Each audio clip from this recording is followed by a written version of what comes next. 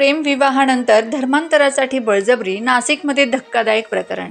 संशयित रमजान शेख याने पीडितेला लग्नापूर्वी तिच्या धर्माचे पालन करण्याचे स्वातंत्र्य असल्याचे आश्वासन दिले होते। मात्र 2019 मध्ये कोर्ट मॅरेजनंतर पीडिता गर्भवती राहिल्यावर तिच्यावर मुस्लिम धर्म स्वीकारण्यासाठी जबरदस्ती केली। तिने नकार दिल्यावर रमजान व त्याच्या कुटुंबियांनी तिचा छळ सुरू केला।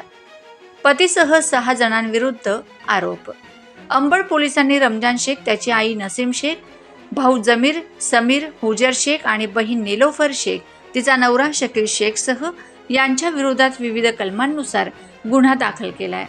सहाय्यक पोलीस निरीक्षक बागुल तपास करीत आहेत। 2020 मध्ये सारडा सर्कल परिसरात रस्त्यात अडवून रमजानने चॉपर दाखवत तिचा 2020 मध्ये सारडा सर्कल परिसरात रस्त्यात अडवून रमजानने चॉपर दाखवत तिला वडिलांची मालमत्ता नावावर